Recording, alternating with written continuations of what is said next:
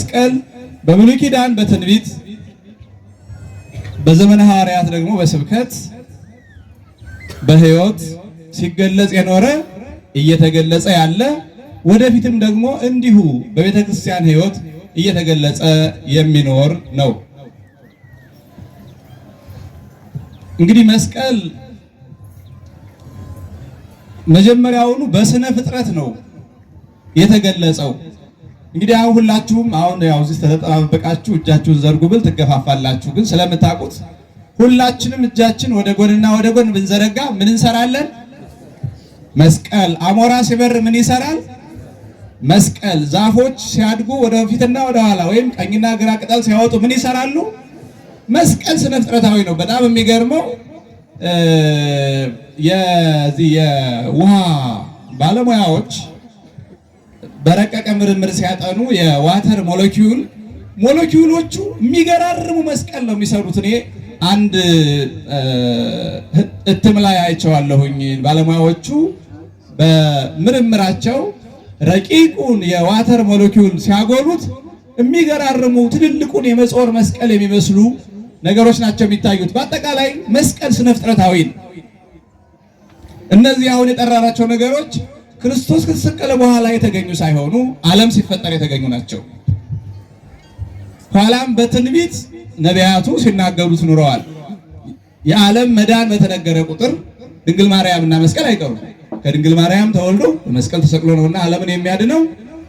ነቢያት ትንቢት ሲናገሩ እኒህ ሁለቱ አብረው የሚሄዱ ነገሮች ናቸው። መስቀል የመዳን፣ የሰላም፣ የድል፣ የፍቅር አርማ ነው። ምልክት ነው። ቃኤል ወንድሙን ከገደለ በኋላ እግዚአብሔርም አባቱም ረገሙት። ከዚያ በኋላ ተቅበዝባዥ ሆነ፣ ፈሪ ድንጉጥ ሆነና እንግዲህ ወዲህ ያገኘው ሁሉ ይገለኛል አለ። ያገኘው ሁሉ ይገለኛል ሲል እግዚአብሔር ያገኘ ሁሉ እንዳይገልህ ምልክት አደርግልሃለሁ አለው። ምን አደርግልሃለሁ አለው? ምልክት። ያገኘ እንዳይገለው ምልክት። ይሄ የመስቀል ምልክት ነው። የመስቀል ምሳሌ ነው። ትንቢተ መስቀል ነው። ኋላም አሮንና ሙሴ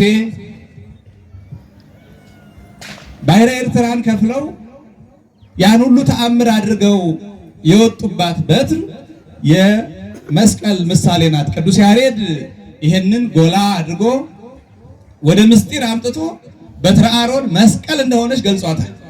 ነሳ ሙሴ በትረ ጸለየ ወአማይተበ ውእቱኬ በአርአያ መስቀል። ሙሴ በትሩን አነሳ፣ ጸለየ፣ አማተበ። ባሕረ ኤርትራ ሲከፍል ነው። ይኸውም በመስቀል ምልክት ነው ይላል ቅዱስ ያሬድ። ስለዚህ የአሮን በትር ትንቢት ናት ለመስቀል።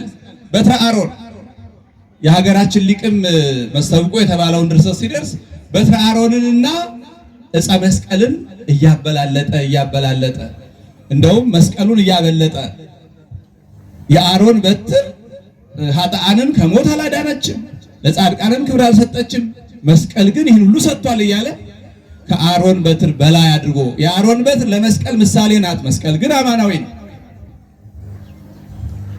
ኩናተ ጌዴዎን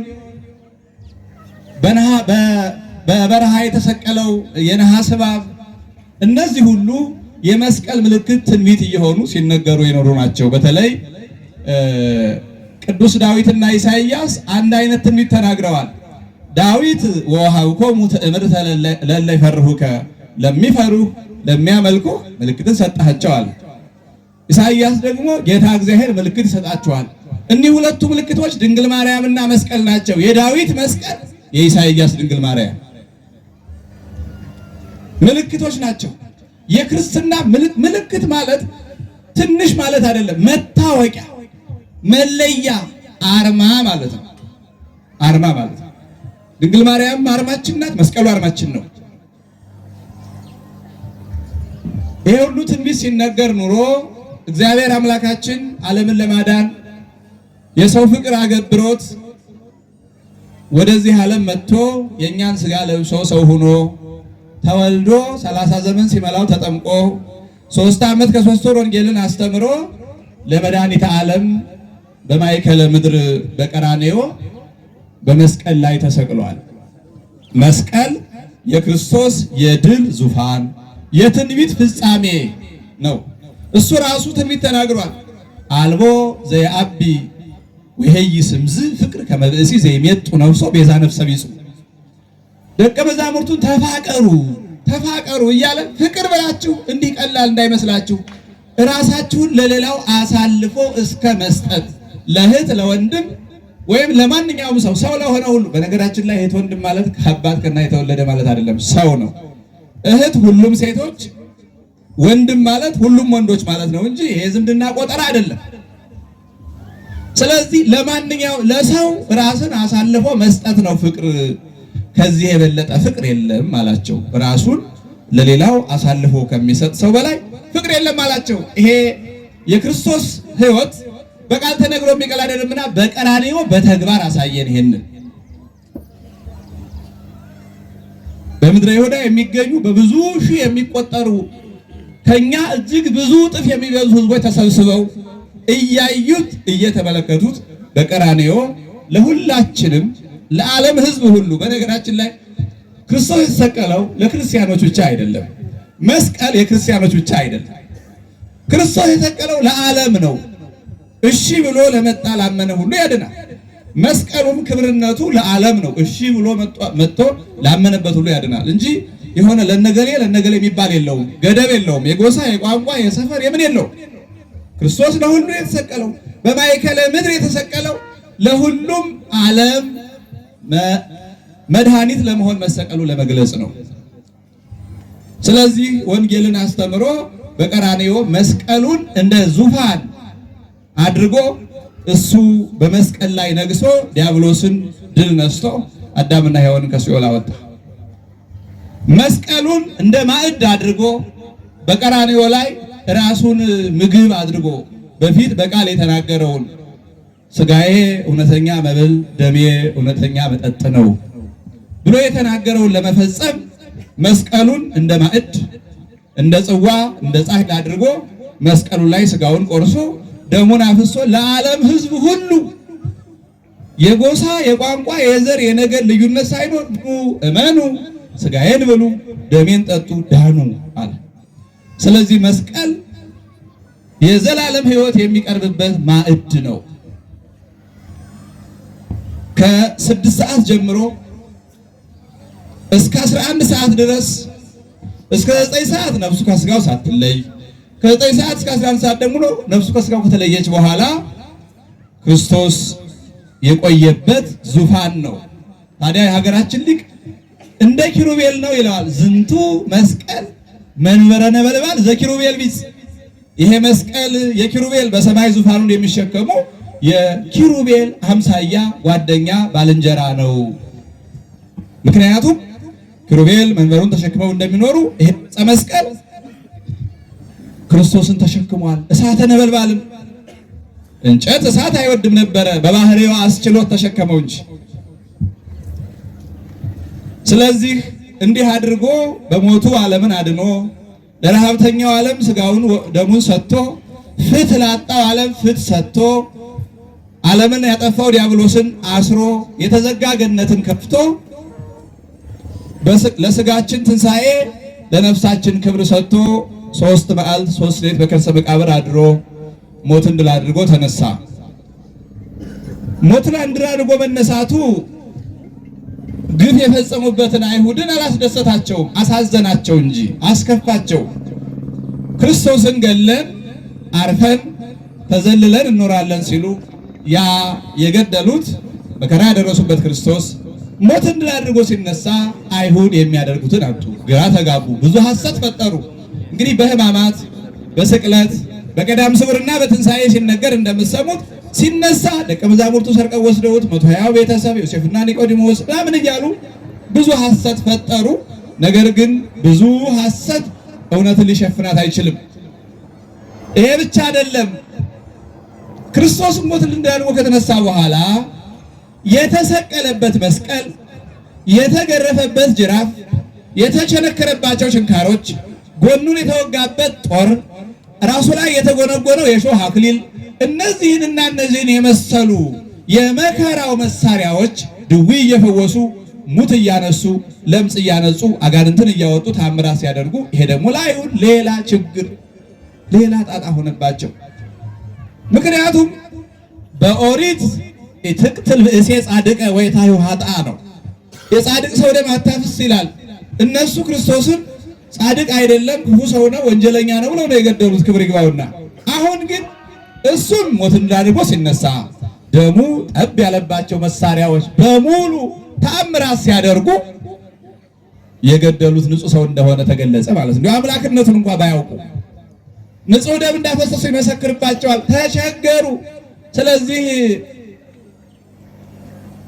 ደቀ መዛሙርቱን ተከታዮቹን ከዋሉበት እንዳያድሩ ካደሩበት እንዳያውሉ ሲያሳድዱ የነበሩት የመስቀሉን ነዋያት የመከራውን ነዋያት በሙሉ ደግሞ ተሰባስበው መክር ምን እናድርግ ምን ይሻለናል ብለው በጣም ብዙ ሕዝብ ጉባኤ ተጠርቶ ድግስ ተደግሶ ምከሩ ምን እናድርግ ተብሎ ወደ ጥልቅ ጉድጓድ መስቀሉ ወደ ጥልቅ ጉድጓድ እንዲቀበር መስቀሉ ብቻ አይደለም አሁን ያልኳችሁ በሙሉ ያው መስቀል ማለት መስቀለኛው እንጨት ብቻ አይደለም።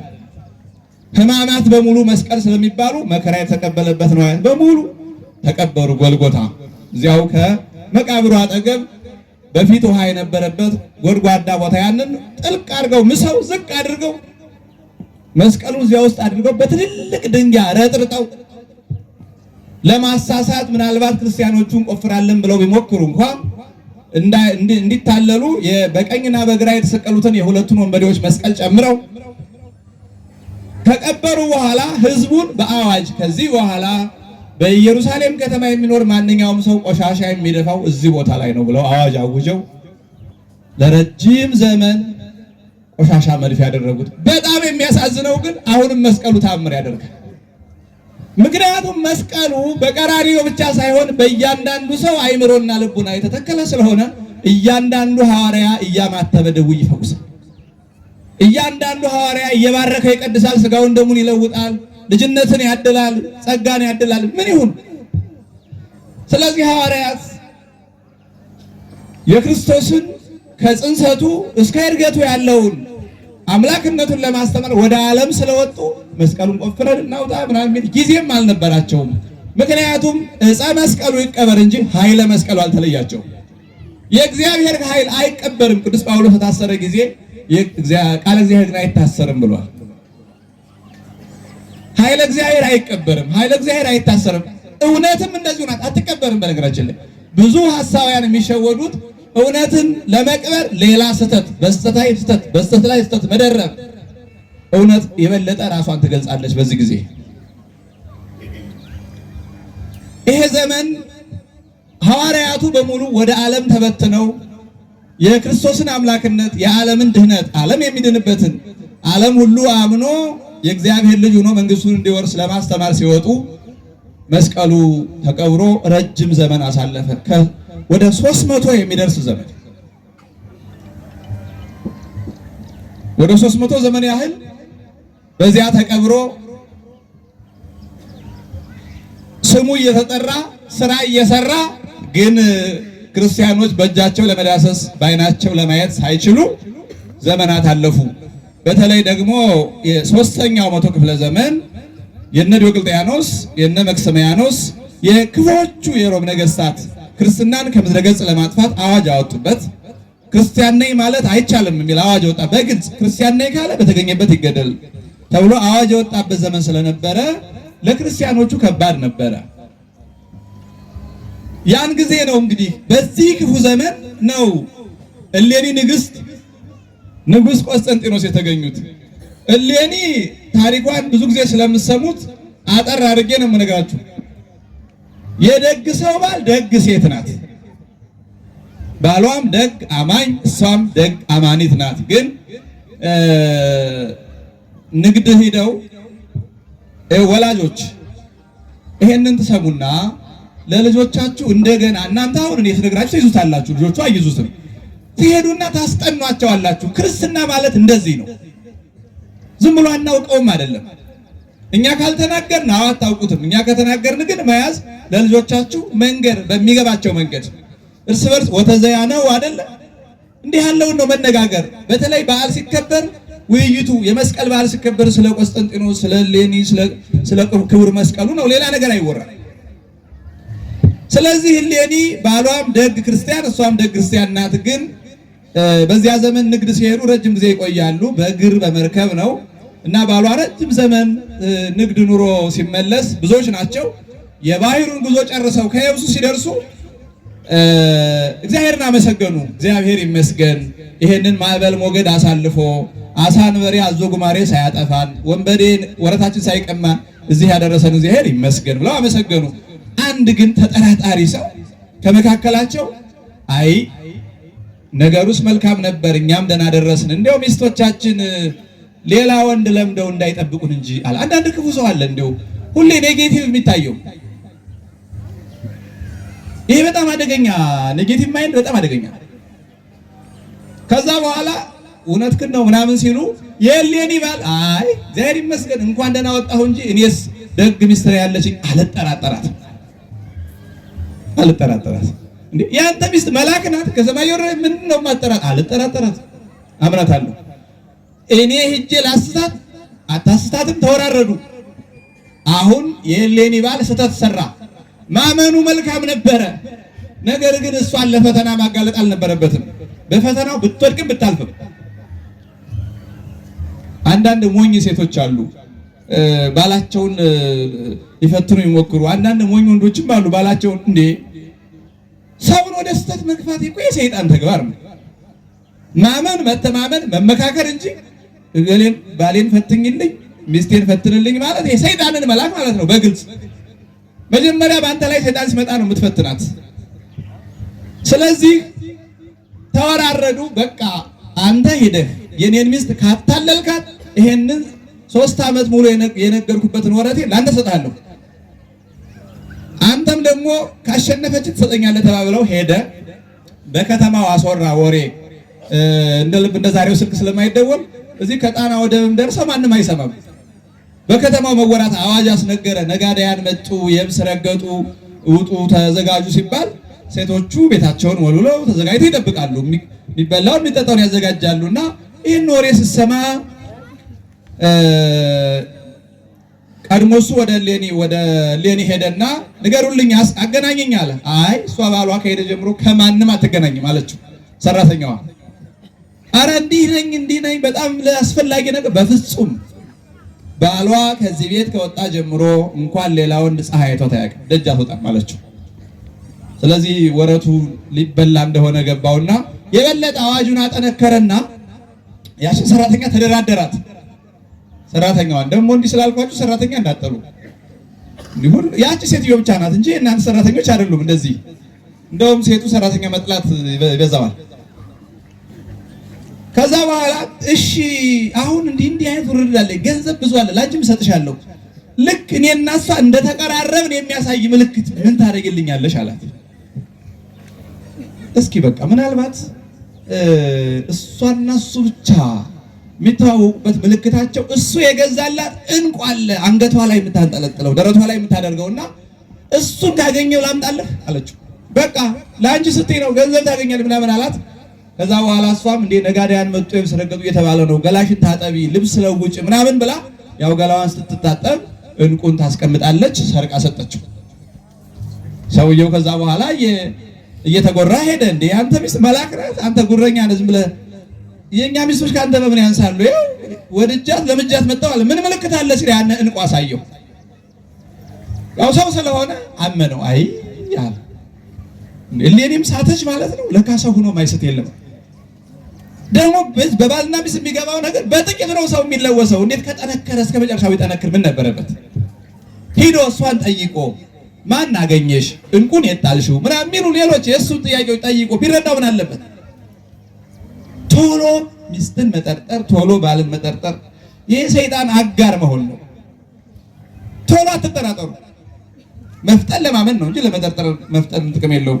ከዛ በኋላ አይ በቃ ተለወሰች፣ እሷም ተለወጠች ማለት ነው ወይ ጊዜ ብሎ አዝኖ ንብረቱን በሙሉ ያን ሲነግድ የከረመውን ወረቱን ሀብቱን ሰጥቶ ባዶውን ገባ። ያዘነ እየተከዘ እሷ ደግሞ በደስታ ብትቀበለው አዝኗል፣ ተክዟል። ምን ሆነ ነው አለችው። የለፋውበትን ወረቴን ወንበዴ ቀማኝ፣ ባዶዬን ገባው ለፍቼ አለ። አይዞህ እግዚአብሔር ይመስገን እንኳን አንተ ደህና መጣ። አማኝ አይደለች? ባዶህን ወረቱን ሁሉ አስፈልተህ ምን አመጣ ወደዚህ አቅድሞ ምናምን አላለችም። አማኝ ናት። እንኳን አንተ ደህና መጣህ እንጂ ከኔም ጥቂት 2-3 ዘመድ ካንተ 2-3 ዘመድ አይጠፋ። ተበድረን መልሰህ ትሰራለህ። ሰርተህ አይደል ያገኘው ደግሞ ለገንዘብ አትጨነቅ አለችው። አይ እኔማ ምን ዘመድ አለኝ። እንግዲህ ነገር አስቧት የለም አንቺ ዘመደ ብዙ ነሽ ሚረዳሽ አታጭም።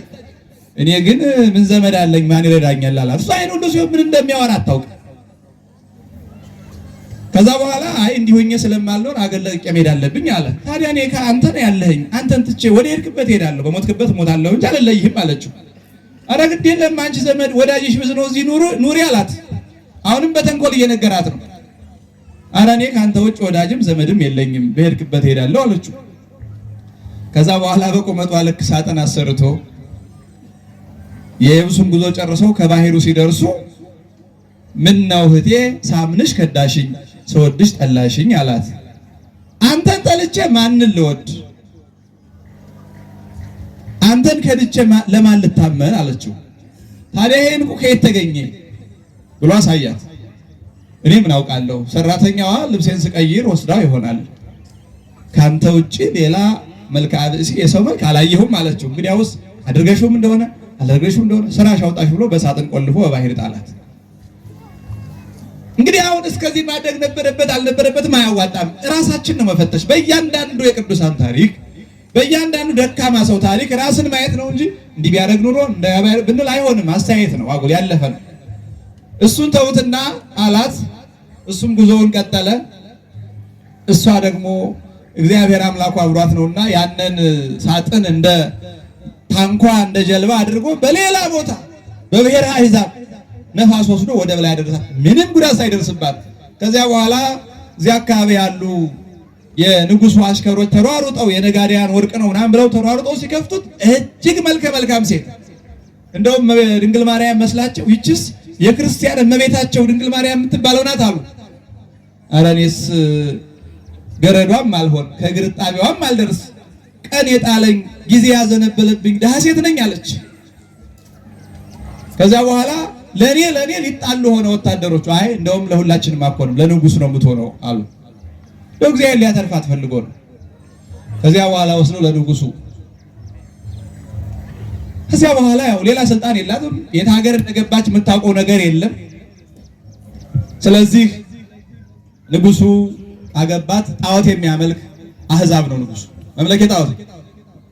እሷ ደግሞ ሃይማኖቷን በእውቀትም በህይወትም ጠንቅቃ የምታውቅ ሴት ነው። ስለዚህ በግዴታ ከንጉሱ ጋር ብትኖርም ከእግዚአብሔር ጋር መነጋገሯን፣ ጸሎቷን፣ ጾሟን፣ አምልኳን ሳትተው የምትችለውን እያደረገች ምንም እንዳገሯ ስጋው ደግሞ መቀበል በካህን እጅ መባረክ ባትችል ከእግዚአብሔር ጋር መነጋገሯን፣ ጧት ማታ ስሙን መጥራቱን ሳታቆም ለንጉሱም አማኝ ሳትመስል ዘመኗን ስትገፋ ልጅ ወለደች። ቆስጠንጢኖስ አሉት። ቆስጠንጢኖስ ማለት ቅልቅል ሽልምልም ማለት ነው። ምክንያቱም በእናቱ ከክርስቲያን ወገን በአባቱ ከአሕዛብ ወገን ስለሆነ ነው። ከዚያ በኋላ ያንን ልጅ እናቶች አሁን ነው የምታዳምጡኝ። እንግዲህ እስካሁንም አዳምጣችሁኛል፣ እግዚአብሔር ይስጥልኝ። አሁን ግን በደንብ እንድታሰምሩበት ነው። አሁን ያለችበትን ህይወት አስቡ። ዘመኑ ዘመነ ሰማዕታት ነው፣ ክርስቲያን የተጠላበት። ባሏ ክርስቲያን ከሚጠሉት አንዱ ነው፣ ጣዖት ነው የሚያመልከው። ልጇን እንዴት አድርጋ አሳደገችው ነው ትልቁ ጥያቄ። አሁን ብዙ እናቶችና ወላጆች ልጆቻቸው ሲበላሹ ለምን እንዴት ታደርጋላችሁ? ለምን እንዲያ ሲባል ምን ዘመኑ ጓደኞቻቸው እንደዚሁ ነው ትምህርት ቤት የሚውሉበት ምናምን። እንደሌኒም ሆኖ ልጅ ማሳደግ አለ፣ እንኳን በዚህ በአማረ ሁኔታ። ደግሞ እንደኛ የተመቸው አለ እንዴ? ቀስ አድርጋ ውስጥ ለውስጥ ክርስትናን፣ ትንቢተ ነቢያትን፣ ስብከተ ሐዋርያትን የክርስቶስን ከጽንሰቱ እስከ እድገቱ ያደረገውን የማዳን ስራ በህፃንነቱ እያስጠናች አሳደገችው። ከፍ ሲል ደግሞ የአባቱ ሃይማኖት ትክክል እንዳልሆነ የጣዖት አምልኮ ዝም ብሎ ለእንጨት ለድንጋዩ መስገድ ትክክል እንዳልሆነና ሰማይና ምድርን ባሕርና የብስን የፈጠረውን አምላክ መከተል ደግሞ እውነት እንደሆነ ነገረችው። ግን ክርስትና ማስነሳት አልቻለችም። ቤተክርስቲያንም የለም፣ ካህንም አታገኝም። ቢሆን እንኳ አባቱ አይፈቅድም። ስለዚህ እግዚአብሔር ፈቅዶ ልጅ ክርስትና ቢነሳል እያለች ይህችን ጸሎት እየጸለየች ስለት እየተሳለች ምናልባት እግዚአብሔር ፈቃዱ ሆኖ ልጄን ለጥምቀተ ክርስትና ያበቃልኝ እንደሆነ ኢየሩሳሌም ሄጄ ጎልጎታ ተቀብሯል የሚባለውን የጌታዬን መስቀል አወጣለሁ ብላ ተሳለች። ደግሞ እኮ ጥንካሬዋ እሷ እኮ የምትኖረው በሮም ግዛት ውስጥ እኮ ነው። ከአውሮፓ እስያ መጥቼ እንደዛሬው በአውሮፕላን በባቡር አይባልም፣ በእግር ወይም ደግሞ በመርከብ ነው ሂጄ ከ3 ዓመት በክርስቲያኖቹ ልቡና መስቀሉ ይነገራል ተቀብሯል እየተባለ ወሬው አልጠፋ። እጅ አወጣለሁ እያለች የተሳለች ልጇን እየመከረች እየገሰጸች መስቀሉን አይምሮ ላይ ተክላ አሳደገችው። ሰምታችሁኛል? ምኑን ተከለችበት? ፍቅረ ነዋይ አይደለም፣ ፍቅረ ሲመት አይደለም፣ ተንኮል አይደለም፣ ክፋት አይደለም፣ ዘረኝነት አይደለም። የመስቀሉን ፍቅር አይምሮ ላይ ተከለችበት። የመስቀሉ ፍቅር አይምሮ ላይ የተተከለ ሰው የሰላም ሰው ነው የሚሆነው። የመስቀሉ ፍቅር አይምሮ ላይ የተተከለ ሰው ራሱን ለሌላው አሳልፎ የሚሰጥ የፍቅር ሰው ነው የሚሆነው። መናኝ ሰማዕት ሐዋርያ ካህን ነው የሚሆነው። የመስቀሉ ፍቅር አልተከለብም ብሎ ነው የተቸገረው። ስለዚህ በሕፃንነቱ መስቀሉን በቆስጠንጢኖስ አይምሮ ቀበረችው እሌኒ ድጋሚ። ስለዚህ ቆስጠንጢኖስ መስቀሉን ተሸክሞ ነው የሚንቀሳቀስ በወጣትነቱ። ከዚያ በኋላ ከፍ ሲል ያው ሞት አይቀርም፣ አባቱ ሞተ። አባቱ ሲሞት ሮም ያኔ በ4 ተከፍላ ትገዛ ነበር። አባቱ የሚገዛውን ሩቡን ወይም የሮምን 1/4ኛውን እንዲገዛ ሰጡት። ወዲያውኑ አልቆዩም። እነ መክስምያኖስን እነ ዲዮቅልጥያኖስንም ተዋግቶ ወስኖ የገደላቸው እግዚአብሔር አምላክ የእናቱን ጥረትና ድካም አይቶ በሰማይ የመስቀል ምልክት አሳየው። ልክ መስቀሉ በሰማይ ሲያበራ መስቀሉ 2 ጊዜ በሰማይ ላይ ምልክት አሳይቷል። የመጀመሪያው በቆስጠንጢኖስ፣ ሌላ ጊዜ ደግሞ በኢየሩሳሌም አንድ መቃርዮስ ኤጲስቆጶስ በነበረበት ጊዜ በሰማይ በከዋክብት አሳይቷል። መስቀል አብርሃ በከዋክብት የኢየሩሳሌሙ ነው። ከዚያ በኋላ በዚህ ትምህርተ መስቀል ተመውፀረከ ይላል ጎኑ ላይ ወደኛ ቋንቋ ሲተረጎም ነው እንግዲህ በዚህ የመስቀል ምልክት ጠላትህን ታሸንፋለህ የሚል አሳየው። ይሄ ምልክት በልቡናው ያለው ነው። በሰማይ ያለው የብርሃን መስቀልና እናቱ የነገረችው መስቀል አንድ አይነት ነው።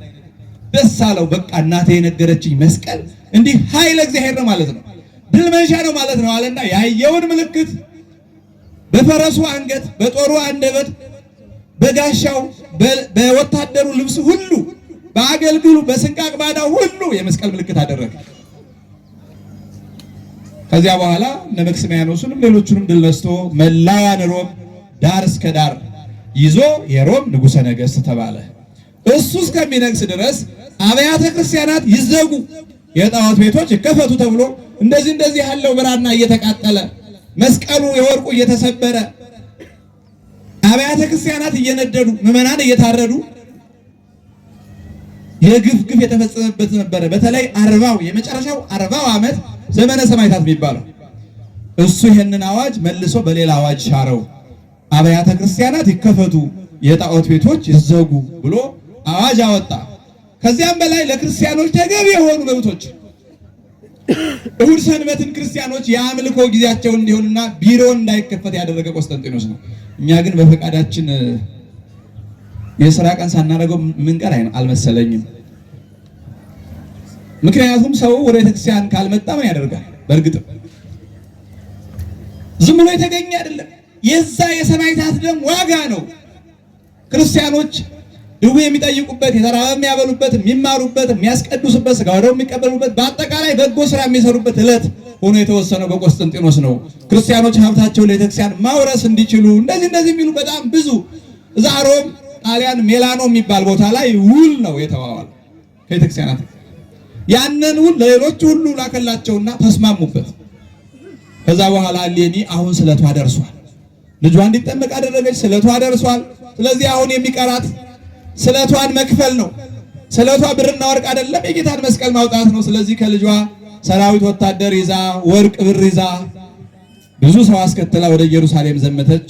እዛ ቅዱሳት መካናትን ተሳልማ በሉ የጌታዬ መስቀል የተቀበረበትን አሳዩኝ ስትል ማን ያሳያል? 300 ዘመን አልፎታል። ምክንያቱም ጌታ ከተሰቀለ ከ70 ዓመት በኋላ እስራኤላውያን ጠፍተዋል።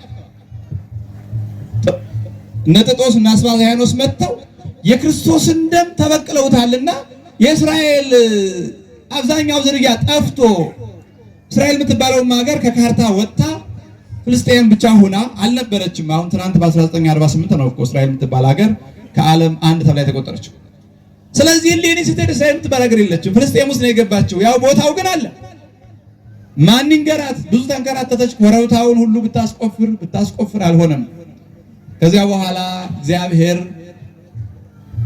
ጊዜው ሲደርስ ኪራኮስ የሚባል አንድ አረጋዊ አገኘችና እሱ ስትጠይቀው እንግዲህ አባቶቻችን ሲነግሩን እንደው ከነዚህ ካሉ ኮረብቶች አንደኛው ነው ይባላል። እኔ ማንኛው እንደሆነ ለይቼ አላውቅም፣ ግን ከነዚህ ኮረብቶች አንድ ሶስት ኮረብታዎች አሳይቶ ያው ቀራንዮ ኮረብታማ ነው በጠባዩ ቦታው ከፍ ያሉ አሁን በከተማ ስለተሸፈነ አይታወቅም እንጂ ያኔ ኮረብታ የሚበዛው ቦታ ነውና ከነዚህ ሶስት ኮረብታዎች አንዱ ነው ይባላል። ማንኛው እንደሆነ ግን ለይቼ አላውቅም።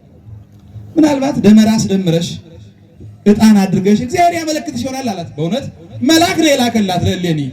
ያን ያህል ሀገር ደክማ መጣ። ለሁላችንም መልአክ የሚሆን ሰው ነው። ቅዱስ ያሬድም አመስግኖታል በድጓው አረጋዊ አንገሃገ ይሰ ማልዶ ገስግሶ የመጣ ጥሩ ሽማግሌ ነው በእውነቱ ይህንን ምክር የመከራት። ከዛ በኋላ ደመራውን እንደዚህ አስደምራ ነጩን ምርጥ የሆነውን ሰንድሮስ የሚባለውን ነጭ ዕጣን እዚያ ላይ አድርጋ ስታቃጥለው መጀመሪያ ጢሱ ወደ ላይ ወጣ። እንደገና ደግሞ መስቀል ወዳለበት ጢሱ ታጥፎ የጢሱ ጫፍ መስቀል ወዳለበት አመለከተ።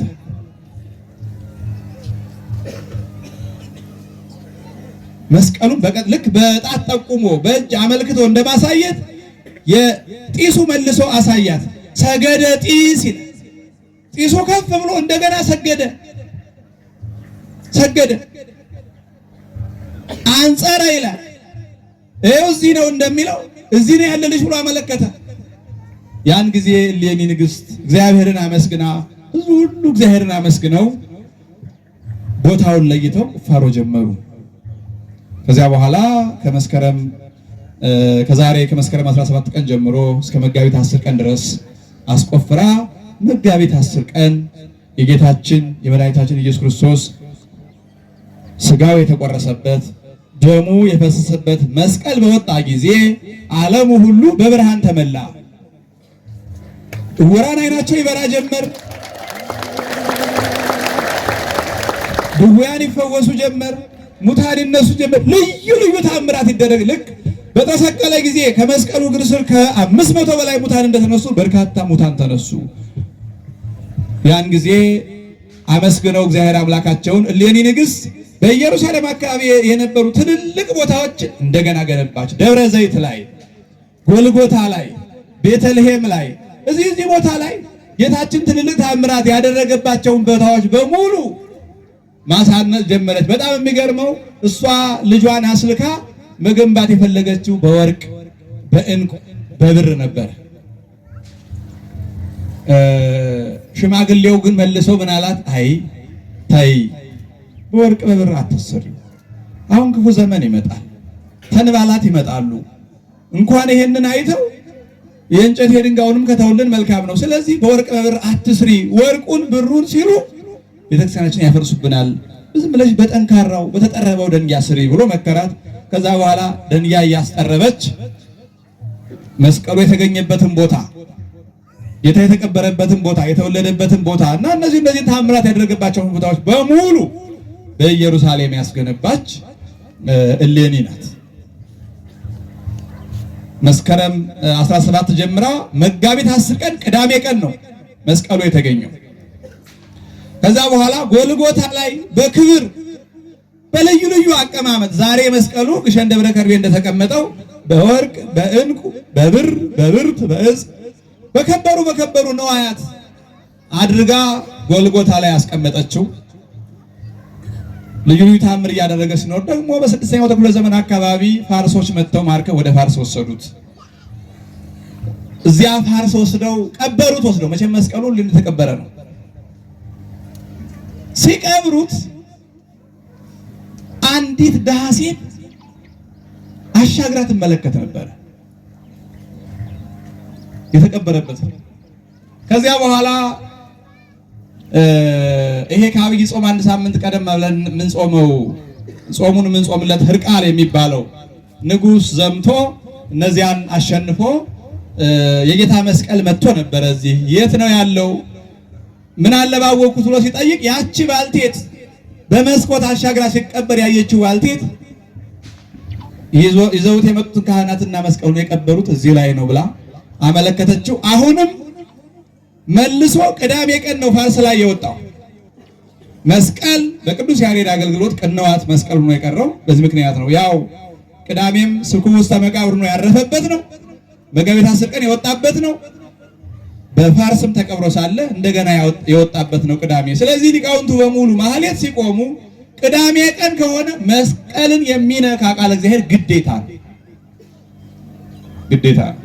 ከዚያ በኋላ እንግዲህ ያው አራቱ ሊቃነ ጳጳሳት ያኔ የነበሩት አራቱ መናብርት መስቀሉን ተከፋፍለው ለበረከት ወደ የሀገራቸው ወሰዱ። ለእስክንድርያ ቤተክርስቲያን ቀኝ እጁ ያረፈበት ደርሷል።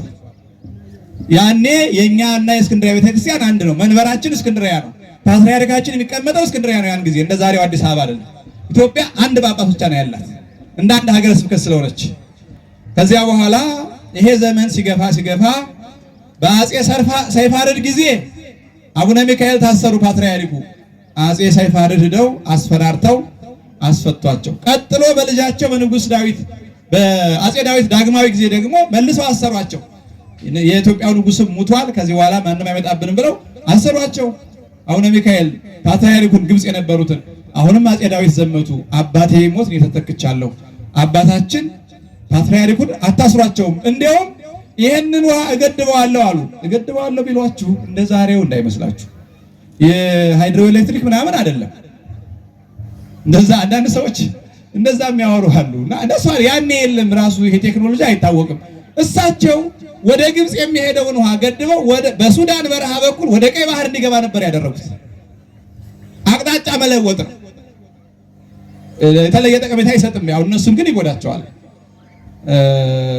የግብጽ ሕይወት አባይ ስለሆነ ከዚህ በኋላ ይህን ሲሰሙ ፓትርያርኩን ፈተው እጅ መንሻ ወርቅ ብር ሰጥተው አረብ አከወን አስተውን ሕይወታችን በሙሉ ያልቃል ብለው ራሳቸውን ታስረው የነበሩትን ፓትርያርክ ላኳቸው ወደ ኢትዮጵያ ንጉስ። የኢትዮጵያ ንጉስም ደስ ብሏቸው እንኳን አባቴ ተፈቱ፣ እኔም የመጣው ሰውን ለማስፈታት ነው። ነገር ግን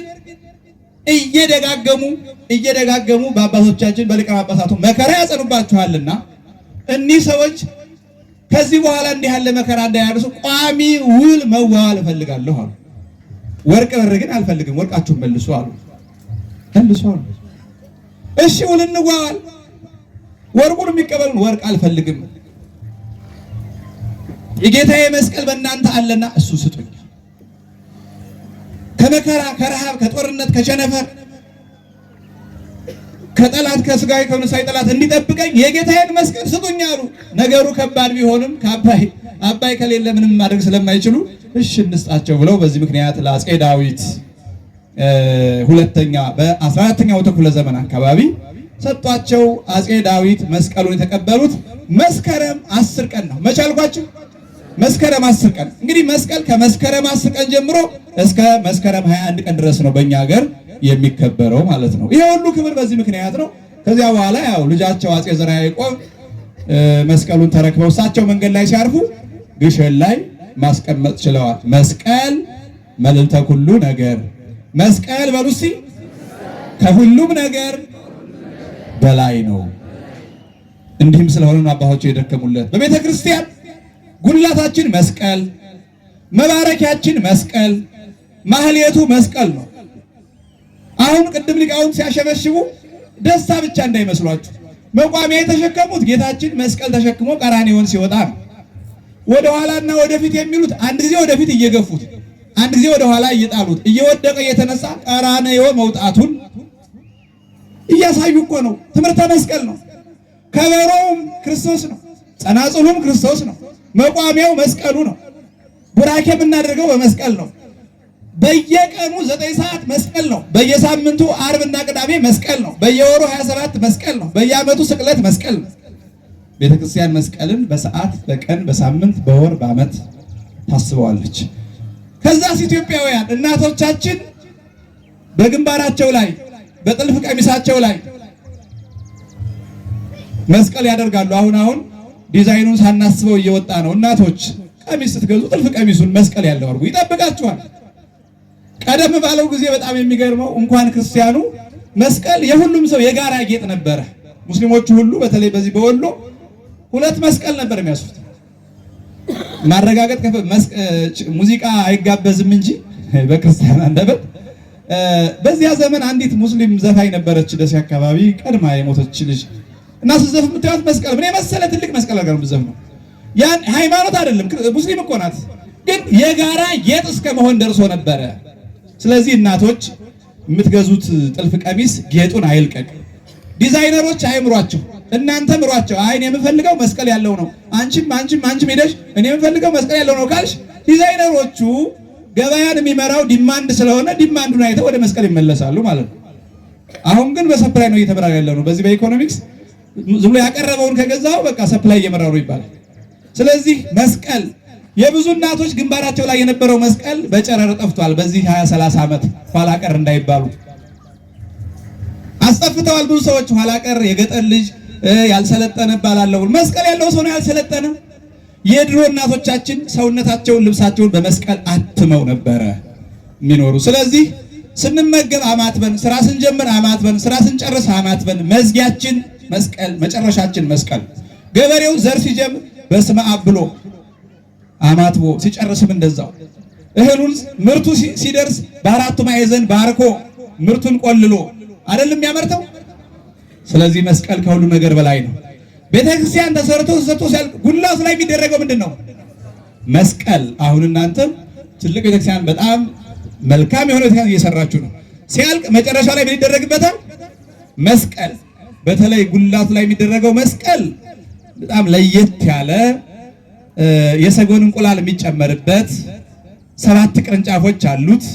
በ7ቱ ቅርንጫፎች ልክ እያንዳንዱ ቅርንጫፍ የምትመለከት ወፍ ወይም አሞራ የሚሳልበት በጣም የሚገርም ነው። ስለዚህ ቤተክርስቲያን መስቀል ከነዋያት ሁሉ በላይ መሆኑን የምታስተምርበት ነው። ስለዚህ ክርስቲያኖች ለልጆቻችሁ በማንኛውም ነገር የመስቀልን ከሁሉ በላይ መሆን አምነው እንዲያድጉ አድርጓቸው። ሲመገቡ አማትበው፣ ሲነሱ አማትበው፣ ሲተኙ አማትበው፣ ስራ ሲጀምሩ አማትበው፣ ሲጨርሱ አማትበው እንዲጨርሱ አድርጓቸው። ለምን? መስቀል ከሁሉ ነገር በላይ ነው። ምንም ነገር የሚባረከው በመስቀል ነው። ታቦቱ የሚባረከው በመስቀል። ስለዚህ ዛሬ ይህንን ለማሰብና በዚህ መስቀል ለመባረክ ነው። ደከማችሁ እንዴ? ጨርሻለሁ። እሌኒ ደመራ የደመረችው ኢትዮጵያ አይደለም ምድረ እስራኤል። ሌሎቹ ሲረሱት በዓላቱን